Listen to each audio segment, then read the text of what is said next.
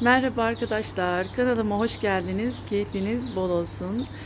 Bugün aylardan Kasım ve Kasım ayında terastaki durumu size göstermek istedim.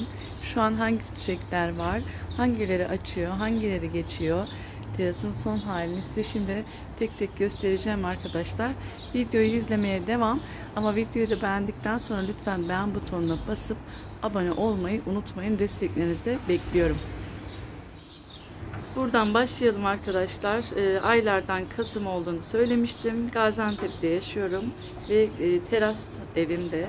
Tabii kışın biraz soğuk oluyor. Yazın da çok sıcak oluyor. Ama ben bir şekilde çiçeklerimi muhafaza ediyorum. Bakımlarını bildiğim için benim için zor olmuyor onları terasta yaşatmak. Size de şöyle göstereceğim. Şu hercai menekşe arkadaşlar. Görüyorsunuz gayet güzel gelişmiş durumda. Şurada bir karışık sukulent saksım var. Yapraklarını da bıraktığım sukulentler yavrulamış durumda. Sonra tabii büyüyünce ayıracağım. Şöyle gelelim şuradaki sukulentlerime. Havalar da serin şu anda, iyi güzel. Yani ne sıcak ne soğuk.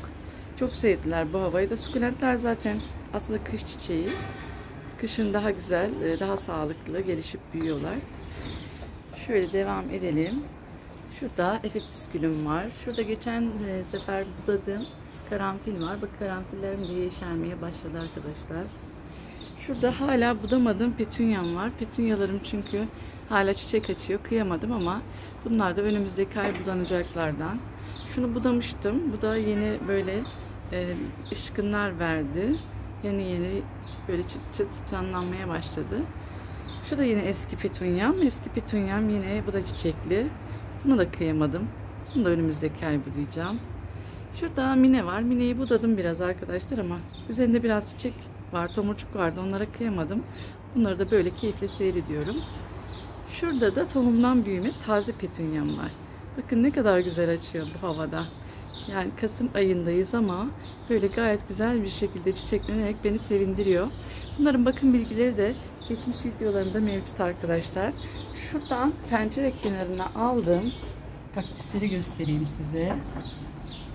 Bunlar da yine böyle dışarıda duracak arkadaşlar. Soğuk yemesi gerekiyor kaktüslerin çiçek açması için. O yüzden buraya yerleştirdim. Buradan güneş de alıyorlar. Yerlerinden şimdilik memnunlar. Şuradan kış çiçekleri, sıklamenlerle devam edelim. Bunlar da çok güzel bir şekilde açmaya devam ediyorlar. Bunlar zaten arkadaşlar yaz sıcaklarına kadar hemen hemen bir sıcaklar gelmeden, daha doğrusu diyeyim, hani Mayıs ayına kadar açmaya devam eden türler. Kışın mutlaka büyütmenizi tavsiye ederim. Yazında koruyabilirseniz soğanlarını tekrar zaten sonbaharla canlanacaklardır. Burada da sardunyalarım var. Çok güzel açmış durumdalar. Toparlandılar. Sıcakları atlattılar. Çok şükür. Ve şimdi bana böyle güzel güzel çiçeklerini vermeye başladılar. Görüyorsunuz, sanki ilkbahar ayında gibiyim şu anda. O kadar güzel açıyorlar ki sizlerin de görmesini istedim. Şurada yine hercai menekşemiz var. Bu daha açmaz. Bu da ilkbaharda açan çiçeklerden. Burada geçen şitillediğim yakut var. Yakut kolyesi. Burada sardunyalarım var. Ceylan gözü sardunya. Bunlar da serinliği görünce toparlandılar. Çok güzel gelişmeye başladılar. Geçen de budamıştım hatta. Bakın burada bir tanesi açmış. Bunlar da açmaya tekrar başlayanlardan. Şöyle devam edelim. Şurada arkadaşlar kadifem var. Boru saksılarım bunlar, biliyorsunuz. Boru saksıda bir de kozmos çıktı bende. Size şu kozmosu da göstermek istiyorum. Çok güzel açmış durumda çünkü. Bu da kozmos çiçeğim. Şurada yine açmaya devam eden rozetlerim var. Şurada da pembeli rozetim var. Şöyle devam edeyim. Burada yine boru saksımda sardunyam var. Şöyle çiçeğini göstereyim size. Sakız sardunya. Burada yine rozetlerim açmaya devam ediyorlar arkadaşlar. Şurada yine sakız sardunyam çok güzel bir şekilde açıyor arkadaşlar. Çok güzel gelişti. Boru saksılarım da çok güzel gelişiyorlar. Çok memnunum. Şurada yine rozet çiçeğim açmaya devam ediyor. Şöyle aşağıya doğru ineceğim. Yine tohumdan büyüyen petunyamı göstereceğim. Hep arkadaşlar beyaz tohum dökülmüş saksıların dibine. Hep beyazlar çıktı. Diğerlerinden hiç dökülmemiş. Şurada yine coşmuş durumda olan sardunyalarımı göstermek istiyorum. Çok güzel çiçekleniyorlar.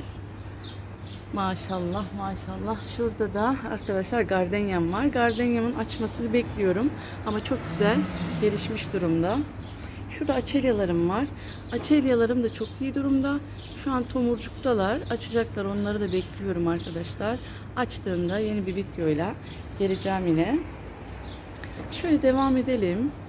Bu da yine petunya. Herhalde bu da büyük ihtimal beyaz renktir. Burada sukulentim var. Yine. Burada kış çiçekleri, kasımpatılarım var. Kasımpatılarım bir açıyor, bir geçiyor arkadaşlar. Yine kışın sizi çiçeksiz bırakmayan türlerdendir. Mutlaka kasımpatılarınızda, balkonlarınızda ya da terasınızda yer açın derim. Ya da bahçeniz varsa bahçenizde. Burada da leş kaktüslerim var. Minik minik kendi şitirlediklerim. Burada yine yakutum var. Yakutumu da görüyorsunuz. Kocaman çiçekli hala.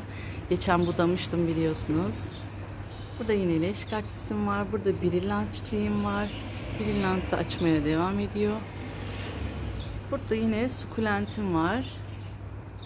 Burada da sukulentlerim var arkadaşlar. Sukulent ve kaktüsleri hemen size şöyle bir göstereyim. Burada kocaman bir kaktüsüm var. Burada yine sukulentim var. Burada yine sukulentim var. Burada yine koca kafa dediğim sukulentim var. Burada yine sukulentim var. Onun rengi kızarıyor arkadaşlar bu. Sedum bronz. Çok da güzel gelişti. Çiçeklerini bekliyorum. Şurada kaktüsüm var. Bunlar kaktüslerim. Bunlar da gayet güzel geliştiler. Şöyle hemen geçeyim size kaktüsleri hızlı hızlı göstererek. Evet, şuraya gelelim. Burada arkadaşlar mandavilla var. Mandavilla sarmaşık türü bir çiçek görüyorsunuz. Sarılıcı bir şekilde sardım. Böyle uzayıp gidiyor. Ve bu kırmızı olandı. Şu beyaz olan açmaya da başladık tekrar. Dinlenmeye geçmişti. Şimdi tekrar çiçeklerini açmaya başladı. Bir de şuradaki de kırmızı. Bu da açacak, açtığında gösteririm. Şurada süsnarım var. Burada kaktüsüm var. Burada yine kaktüsüm var. Şurada gül var. Sarmaşık gülü. Gülleri budadık arkadaşlar. Budamını yaptık ve tekrar böyle dirilmeye başladı. Canlanmaya başladı. Şurada leylak. Leylağın da budamını yaptım. Leylağım da çok güzel. Tekrar bunlar taze çıkan yaprakları. Burada çamım var. Burada Japon gülüm var. Japon gülüm de çok güzel gelişmiş durumda. Burada da şu senede bir açan dediğim milli çiçeğim var. Bu da maşallah çiçeksiz bırakmadı. Senede bir değil 3 defa açtı bu arkadaşlar. Zaten bunun nasıl açtırdığımın bilgisini de daha önce vermiştim. Yine söyleyeyim ben bu videoyu izleyenler için. Bu tür olan ama böyle ağaç türü olan milliler soğuk yemesi gerekiyor. Kışın dışarıda bırakıyorum. Kel kalıyor, yapraklarını döküyor. Baharla tekrar dirilişe geçiyor arkadaşlar. Ve böyle pardon. Ve böyle bir defa değil, 2 defa, 3 defa çiçekleniyor. Çok yoğun değil çiçeği ama yine de çiçeklendi. Şurada da beni üzen datura çiçeğim var. Bu sene bilmiyorum, çözemedim bunun karın ağrısını. O yüzden çiçeğini göremedim. Size de yoksa gösterecektim. Burada da yine daturam var. Burada küstüm çiçeğim var. Küstürelim bir seni. Gördünüz mü küstü. Küstüm çiçeği şu an dışarıda. İçeriği zaten hiç sevmedi. Bakım bilgisini ilk defa büyüttüğüm için size de vermedim. Şimdi gözlemliyorum bakalım. İnşallah kışı atlatırsa bakım bilgisini de vereceğim. Şuna bakalım bir de güllerimizi. Güller de tekrar uyanışa geçmiş arkadaşlar. Bunlara da budadık. Şurada bir biberiyem var. Biberiyem de gayet iyi. Şurada da biberim var. Biber artık son demlerini yaşıyor. Şurada reyhanlarım var. Artık reyhanlarım da geçmeye başladı. Şurada da sakız sardunyam var. Bunu gözümden kaçırmışım. Bu da böyle tomurcuklar vermeye başladı. Bu bordo açandı. Geçmiş videolarda bilir arkadaşlar. Bu da gayet iyi durumda.